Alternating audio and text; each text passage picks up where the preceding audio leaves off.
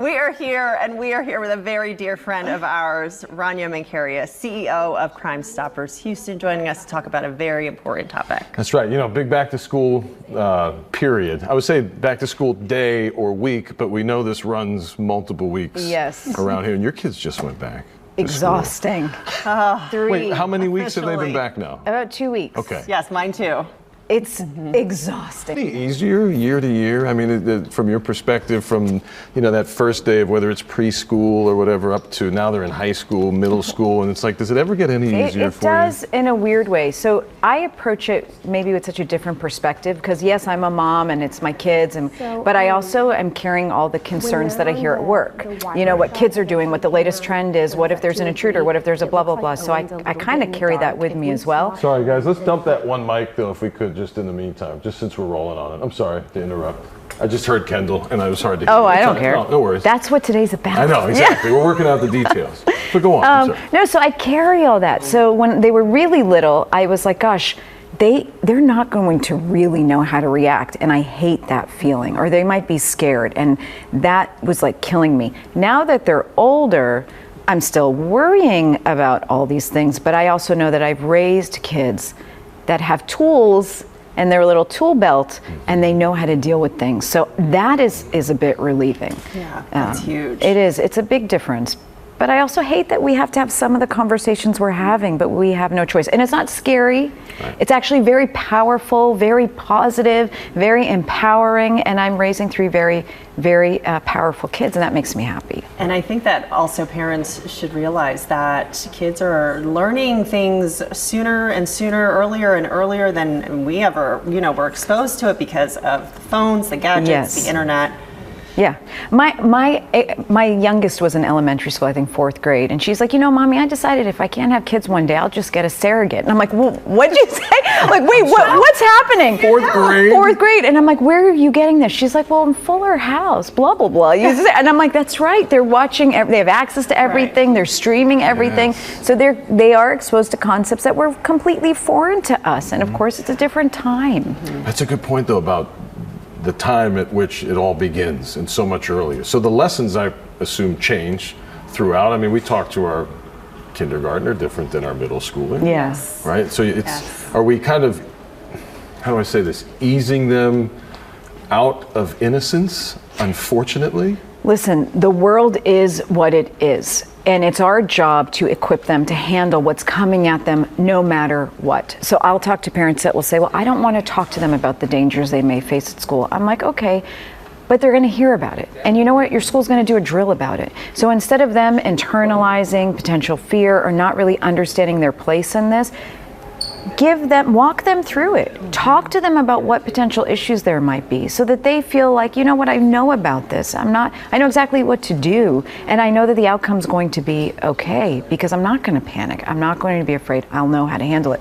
I think these conversations are so important, not just for our kids, but for us as parents. We drop our kids off and we're like, okay, I hope they're fine. But do we stop and think, well, what is the school's policy on an intrude? How does the school handle it? How am I notified? Where do I go to find my child again? What if there's a massive storm that breaks out during the day? What do I do in that case? What if there's a bully in their class? How does that work? It's really important to just take a moment to familiarize yourself with the school's rules and policies and procedures. Ask the questions you want to ask. Get engaged, because God forbid there's an incident. You don't want that to be the first time, with all the emotion packed in, the first time that you've stopped to think about this. Your instincts are way off at that point. All of the frustration, pouring through. I don't know what to do. Yeah. And Rania, that goes right into grounding, and what is grounding, and how do you get your kids to, tell us or tell you what they're feeling, what they're going through, and to check on them? I am such a big proponent in talking to your kids as often as you can. And it doesn't always have to be disciplinary. It's more just conversation.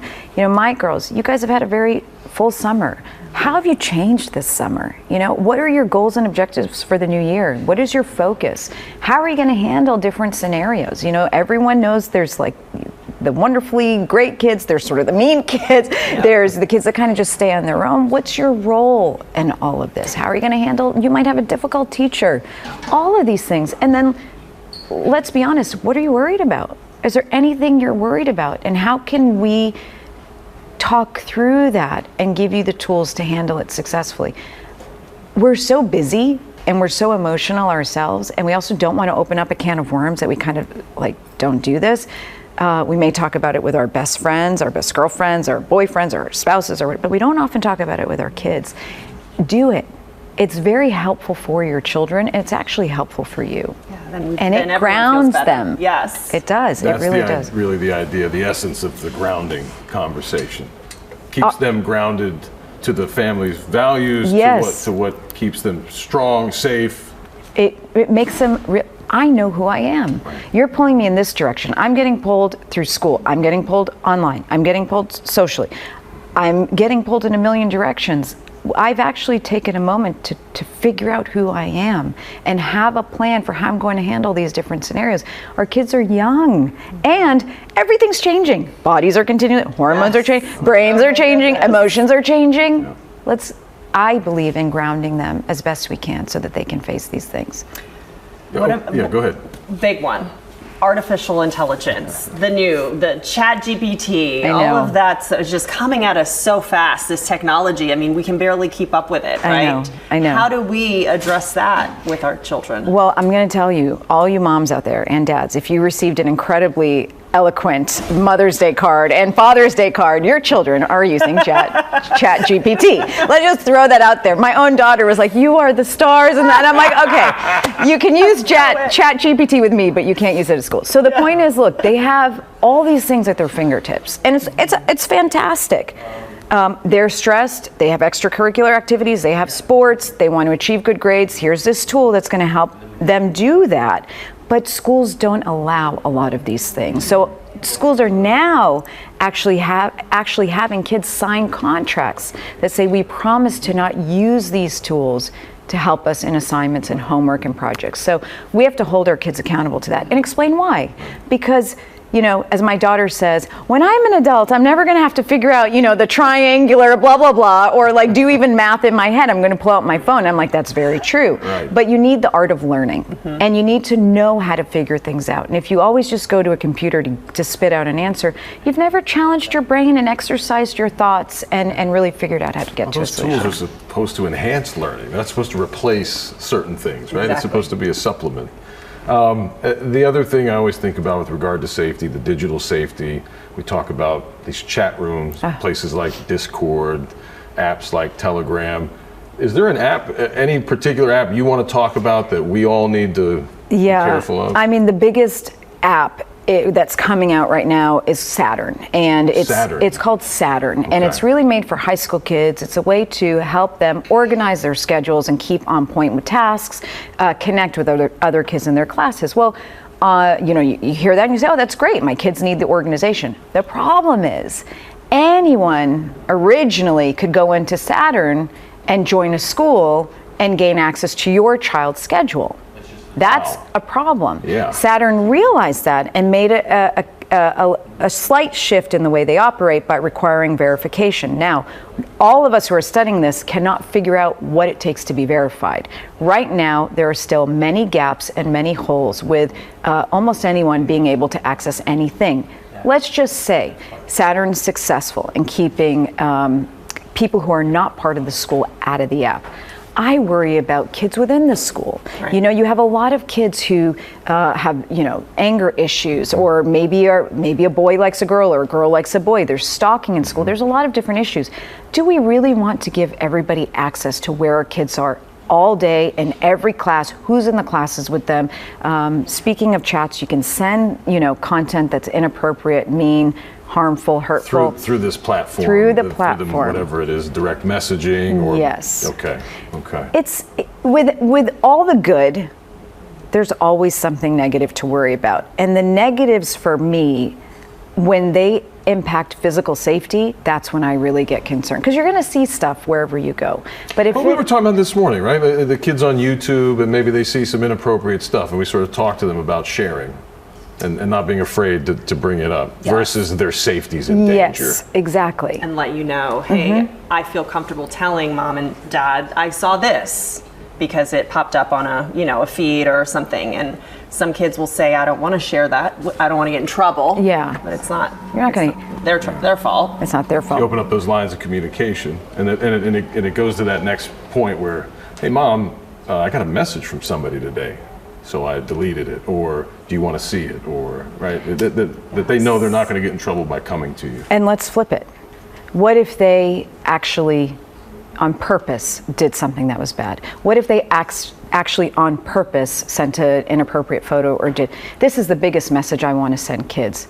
Don't feel that you have to hide that from your parents or the people there to protect you, because once you're in that position where maybe you intentionally made a mistake and now you're in a really bad situation, we don't want you alone, because that's where kids start thinking about suicide or even take their own lives. They feel like, I definitely can't tell my parents what I did. I actually took the picture. I willingly took the picture. I willingly posted this negative post. And now I'm being exploited. I'm being blackmailed. I'm being harassed, and I don't know how to get out of this. My biggest message, please, no matter what you did, intentional or unintentional, please tell your parents or a trusted adult. We will call Crime Stoppers. We'll help you. Never feel like you're alone, even if you made a mistake on purpose or you did it intentionally. That's huge. We need to share that little clip right there. Over and over Kids again. need to see that from a mom. Yes, and just know there's always a way out. There's always help. Always help. It's never you against, you dealing with a predator or somebody.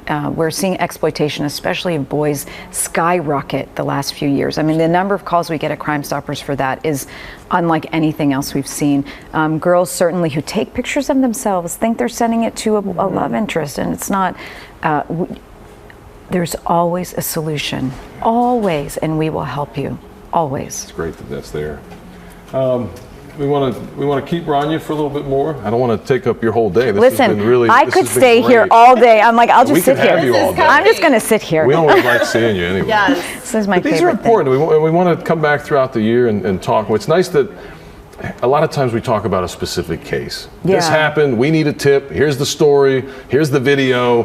Help. It's nice to talk about something different. Yeah, and frankly. also things are changing all the time. I feel like there's always a new app. There's always a new technology. There's always something that the kids are using to do something else with, right? And I can barely keep up with the lingo that my 11-year-old, oh yeah, I know. She's not even a teenager yet. So I would love to just stay on top of all of that. That's what we do, and crime-stoppers.org is always a resource. We have free information, we do free presentations, we're always going to answer the call for you guys, and we love to share this because we think it matters. So. It does, big time. We're going to take a break on our brand new show. We hope you've enjoyed it if you're still hanging out with us, and we'll take a break now.